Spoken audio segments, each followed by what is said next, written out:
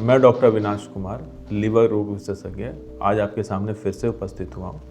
आज हम चर्चा करेंगे डायबिटीज़ और लिवर डिजीज़ के बारे में। नॉर्मली क्या होता है कि जिन पेशेंट्स को डायबिटीज़ होता है उनको ये लगता है या उनकी धारणा होती है कि डायबिटीज़ के कारण सिर्फ हार्ट, किडनी यही ऑर्गन्स दो इन्वॉल्व होते हैं, लेकिन उनको ये भी समझना है कि डायबिटीज़ से सिर्फ हार्ट और किडनी ही नहीं, लिवर भी इन्वॉल्व होता है। हम लोग अपने क्लिनिक में अगर 10 पेशेंट लिवर सिरोसिस का देखते हैं तो उसमें से 4 या 5 पेशेंट हम लोगों को ऐसा मिलता है जिसका कारण डायबिटीज़ या डायबिटीज़ के कॉम्प्लिकेशन के कारण उनका लिवर इन्वॉल्वमेंट के होते हैं। तो डायबिटीज़ और लिवर डिजीज़ ये बहुत इम्पॉर्टेंट चीज़ है। इसको आपको जिस तरह से एक डायबिटिक पेशेंट्स अपना नियमित रूप से हार्ट, किडनी, आइज़ को चेकअप कराते हैं, उसी तरह अपने लिवर हेल्थ को भी उनको चेकअप कराना चाहिए, क्योंकि बहुत सारे केसेस लिवर सिरोसिस के आज के डेट में जो हम लोग देखते हैं उसमें डायबिटीज़ एक बहुत बड़ा कारण है।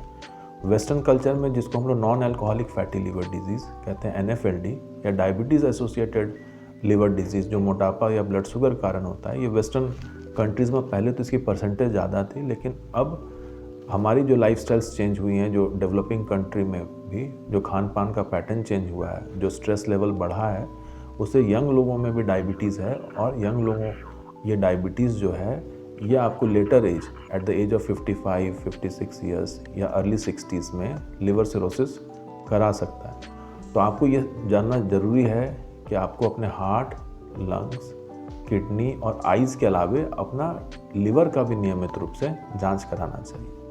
अब कैसे जांच करना है? जैसे हार्ट के लिए तो इकोकार्डियोग्राफी होता है, ECG होता है, उनको सिम्टम्स भी रहते हैं। तो लिवर सिरोसिस होने के बाद सिम्टम्स होगा तो फिर उसको आप प्रिवेंट तो कर नहीं सकते हैं, तो आपको इनिशियल स्टेज में उसको प्रिवेंट करना है। तो 2 बेसिक टेस्ट होते हैं, एक लिवर फंक्शन टेस्ट जिसको आपको करना है।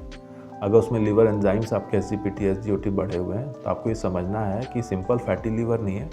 फैटी लिवर कारण लिवर में सूजन और इन्फ्लेमेशन है, जो बाद में फाइब्रोसिस और लिवर सिरोसिस में प्रोग्रेस कर सकता है। दूसरा जांच है एक अल्ट्रासाउंड। ये सब अल्ट्रासाउंड से आपको पता चलेगा लिवर आपका सिर्फ फैटी है डायबिटीज़ कारण कि लिवर सिरोसिस वाला चीज़ आ रहा है, या लिवर का स्ट्रक्चर कोर्स तो नहीं हो रहा है, यानी हार्ड तो नहीं हो रहा है। और उससे भी कहीं ज़्यादा ज़रूरी है आज के डेट में एक फाइब्रोस्कैन टेस्ट आया है। फाइब्रोस्कैन टेस्ट में लिवर का फैट और लिवर का स्टिफनेस, ये दोनों चीज़ नापा जाता है। तो लिवर का फैट और लिवर का स्टिफनेस जो है, ये फैटी लिवर नॉर्मल जो अल्ट्रासाउंड है उससे थोड़ा हट के हम लोगों को इन्फॉर्मेशन देता है। अगर आपका फाइब्रोस्कैन में वैल्यू 8 से 10 से ऊपर आता हो तो आपको अलर्ट रहना है कि ये जहाँ 12 से ऊपर जाएगा वहाँ आप लिवर सिरोसिस के प्रति आप हैं। तो आपको क्या करना है?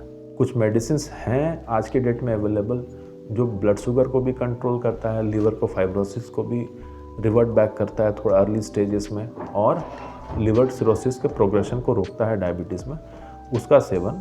दूसरा है कि अगर आपको ब्लड शुगर है तो आप नॉर्मल एलोपैथिक मेडिसिन ही लें और अपना शुगर को कंट्रोल रखें। अगर आप डायबिटिक हैं और डायबिटिक के साथ साथ अगर आप मोटापा भी आपको है तो आपको ये समझना है कि आपका risk of progression of liver cirrhosis बढ़ जाता है।